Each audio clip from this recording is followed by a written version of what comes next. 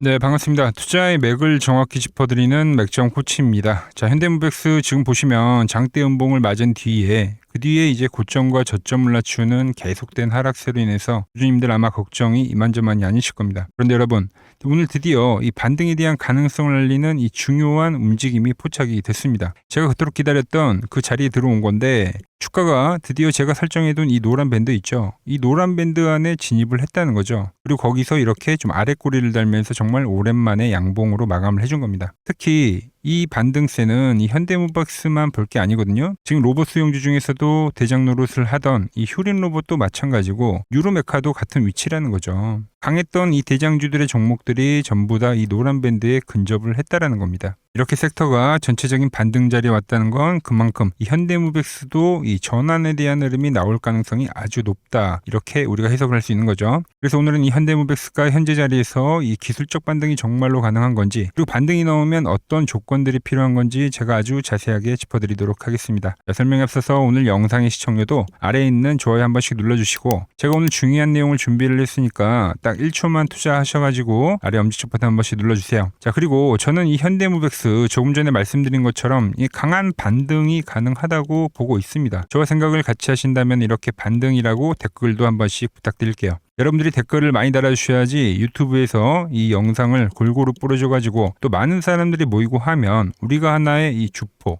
즉 세력이 될 수 있는 거니까 좋아요 댓글 한 번씩 남겨주시면 감사하겠습니다. 자, 설명 이어가겠습니다. 요즘 소형 로봇주들 낙폭이 어마어마합니다. 이렇게 이제 급락으로 전환이 되고 이렇게 질질질 세다 보니까 이제 사람들이 이 소형 로봇주들을 쳐다보질 않아요. 관심에서 완전히 좀 멀어졌다는 거죠. 자, 그런데 저는 오히려 이럴 때 관심을 좀 더 가져야 된다고 보고 있습니다. 남들이 다 달려들고 환호할 때는 절대 이 저점이 나오지 않죠. 오히려 이렇게 철저하게 이 소외된 국면 있죠. 이 국면에서 저점을 만드는 경우가 훨씬 많다는 겁니다. 그리고 제가 그동안 오랫동안 기다렸던 자리가 왔거든요. 어떻게 보면 이 현대무백스 급락이 나올 때부터 이 자리를 기다렸던 건데 지금 그 자리에 딱 와 있다는 게 가장 중요한 포인트가 되겠습니다. 자, 오늘 흐름만 보면 정말 오랜만이죠. 이렇게 아랫꼬리를 딱 달아주면서 또 마감을 해줬고, 이 이평선을 대입을 해보면 이 단기동 평균선에 대해서 확실한 돌파는 발생이 되지 않았습니다. 여전히 머리 위로는 저항이긴 하다는 거죠. 그런데 이제 돌파에 대한 그 가능성이 열리는 그 위치가 왔다는 거죠.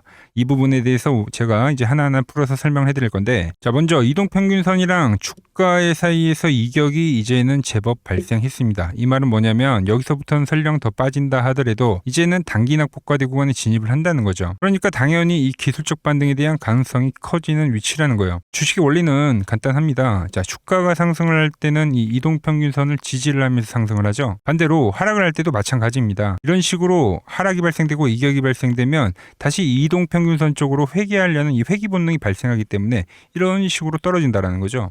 지금 위치가 이제 이격이 많이 벌어졌다는 거예요. 그래서 최소한 기술적 반등이든 어떤 추세 전환에 대한 이 흐름이 진행이 될 수 있다는 거죠. 그리고 파동적으로 보더라도 지금은 제가 이 현대무백스는 강한 상승 이후에 A, B, C파의 이 C파가 진행이 되고 있다고 보고 있습니다. 이 C파의 특징이 뭐냐면 지금처럼 하락이 아주 좀 강하게 발생되죠. 그런데 이 하락이 강한 만큼 반등이 나올 때도 아주 시원하게 급반등으로 나온다는 겁니다. 오늘 이 반등에 대한 흐름이 이 하락을 멈추려는 이 반발 매수세가 좀 진행이 되지 않았나, 이렇게 의미 있는 수급이다 해석을 하고 있는 거죠.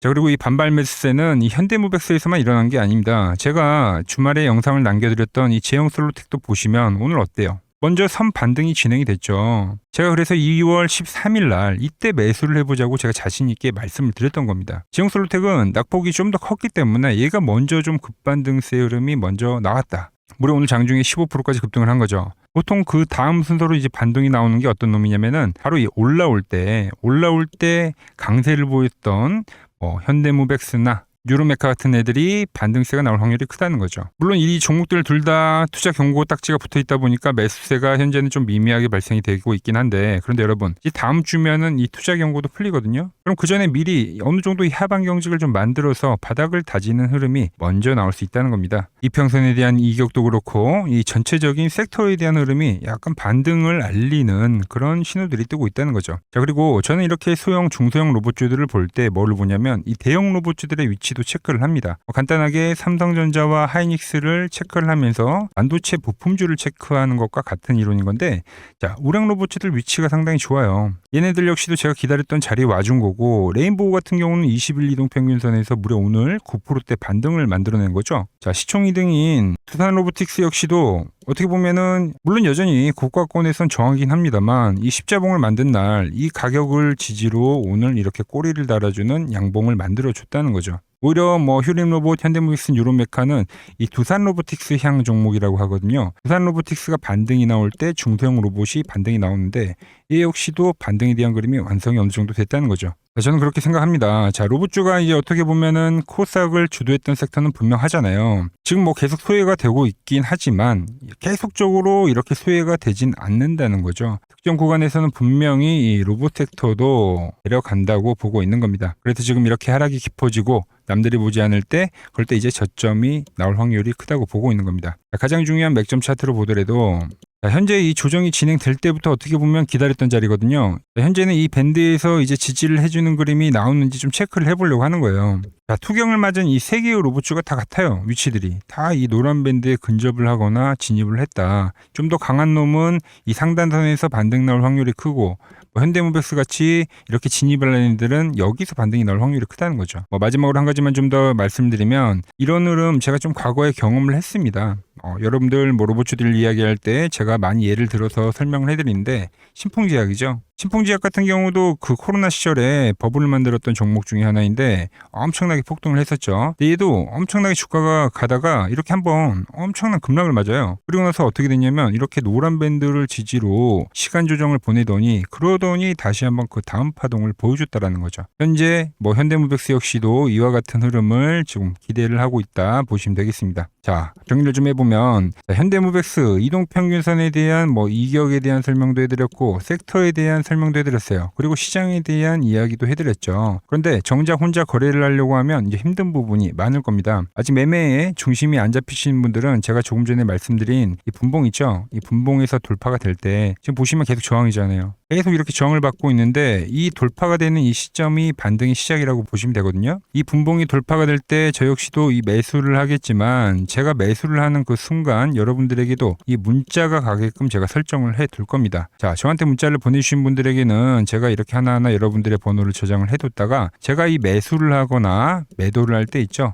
그럴 때 이제 문자가 발송이 될 거예요. 제가 어떤 식으로 거래를 하는지 제 포지션만 확인하셔도 좋고 소액으로라도 따라해 보셔서 이 매매 감각을 익히셔도 좋고요. 아시겠죠? 제가 이 방법론 가지고 이 킴증권 영운전 다들 아시죠? 거기에 입상까지도 했던 방법이니까 여러분들도 한번 참고해 보시기 바랍니다. 문자를 받아보실 분들은 이 아래에 번호 있죠?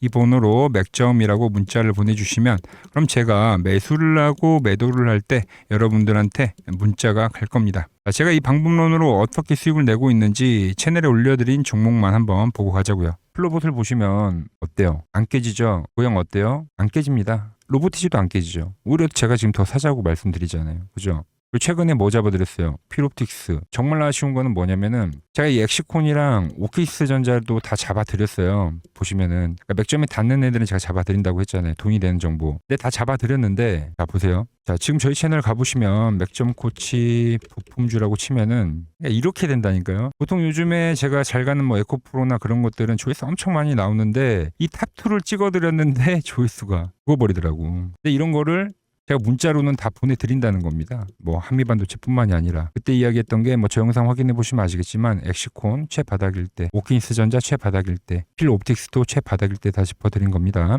자 이번에 KCTC도 올려드리고 어때요? 제가 하루 전에 올려드렸죠. 하루 전에 올려드리고 이 6,400원일 때 그때 영상을 찍어서 올려드렸는데 다음날 바로 어떻게 됐죠? 바로 이 7,400원까지 급등을 하더라. 제가 이런 단기도 다 이렇게 문자로 다 보내드리는 겁니다. 문자로. 영상도 올려드리고 문자도 보내드리는 거죠. 자 그리고 여기서 끝이 아니라 지금 또 이 맥점 차트에 닿는 아주 좋은 종목이 있는 겁니다. 자 페노션입니다. 페노션. 차트 보면 좋죠. 최근 들어서 흐름이 더 기가 막히게 좋아졌습니다. 그래서 오늘은 이 페노션 큰 흐름부터 제가 이 맥점까지 싹 다 짚어드릴 건데 그 전에 제가 지난 주말에 드렸던 선물 좀 AS부터 좀 해드릴게요. 제가 주말에 대놓고 매집한다고 말씀드렸던 종목이 이 CNG 하이테크였습니다. 영상을 보신 분들은 다들 아시죠? 자 이거 제가 맥점 밴드에 사라고 말씀을 드리고 벌써 이 20% 수익이 발생했습니다. 오늘 꼬리가 좀 달리긴 했지만 걱정할 필요가 없다는 거죠.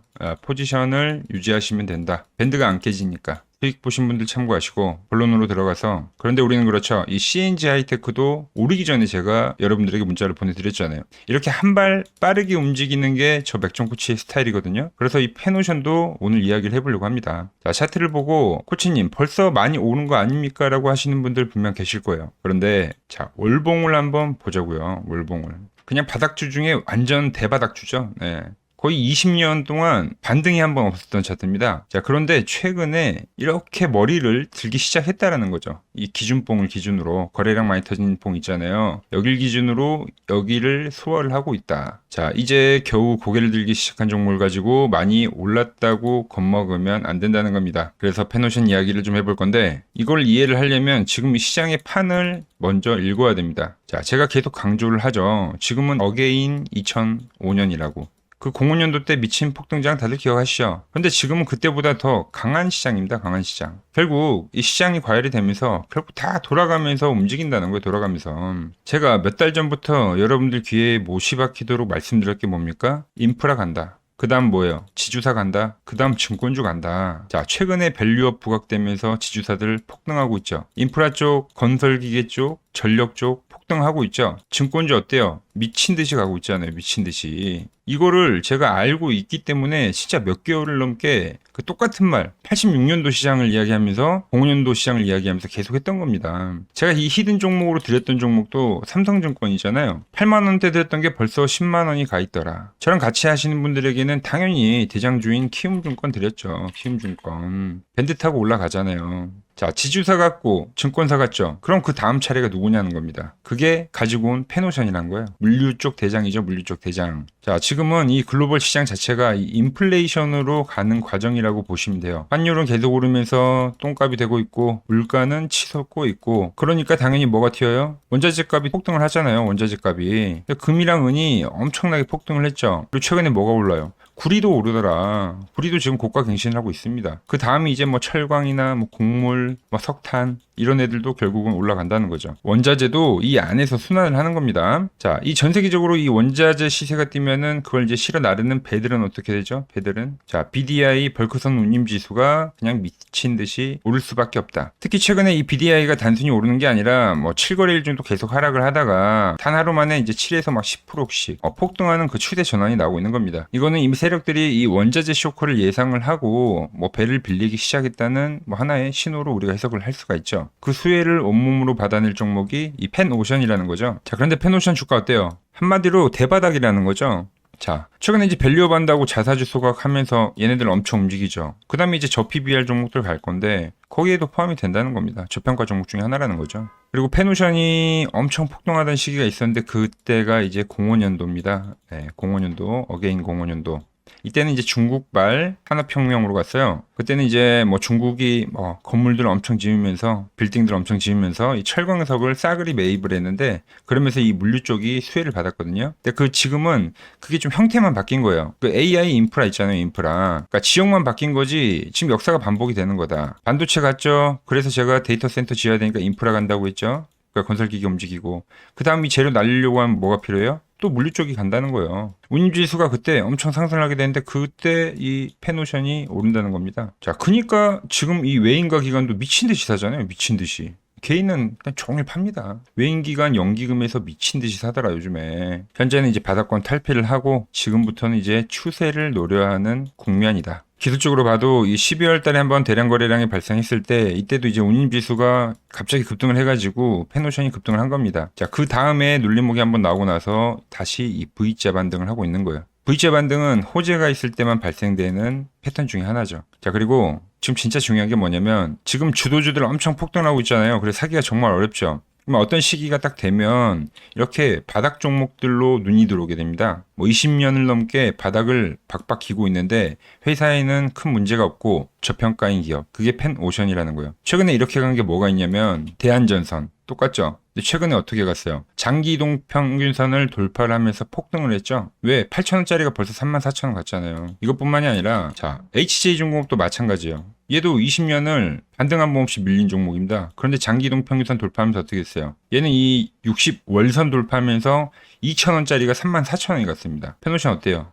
장기평선 내려온 거 보이시죠? 그리고 지금 최근 그림 어때요? 이제 막 돌파를 하는 거예요. 이 기준봉 기준으로 이걸 지금 다 소화한 거라고요. 이렇게 U자형 패턴으로 소화를 하고 돌리고 눌리고 이렇게 폭등을 하는 그런 시나리오가 충분히 가능하다는 겁니다. 자, 그래서 이 펜오션 이번에도 이 밴드, 현재 이 주포가 들어온 거예요. 밴드가 이미 형성이 됐습니다. 그 주포는 누구라고요? 외인 기관이 엄청나게 쌍끌림에서 하고 있다고 했죠. 얘네들이 이 종목의 지금 세력이라고 보시면 돼요. 그래서 이 밴드가 오면 당연히 이번에도 전 이 펜오션을 매집을 해 갈 겁니다. 어디서요? 눌림목이 나와서 밴드에 터치를 하게 되면 저는 매수를 해 가겠다. 제가 지금 거시경제에 대한 흐름부터 산업에 대한 이 방향성도 말씀을 드렸고, 그리고 이 기술적인 위치까지 설명을 해드리고 있죠. 그런데 막상 또 혼자 거래를 하려고 하면 맥점이 어디인지, 또 우리가 어디까지 홀딩을 할 건지 그 기준점을 잡기가 쉽지 않습니다. 끌고 가는 게 이게 쉬운 일이 아니거든요. 그래서 이 펜오션 좋은 맥점 자리가 오면 제가 이 매수 전략에 대해서 여러분들에게 말씀을 드릴 거고, 제가 볼 땐 이 펜오션 1만원 라인까지도 무난하게 상승할 거라고 보고 있습니다. 그래서 밴드에 터치를 하고 제가 말한 강력한 시세가 나올 때,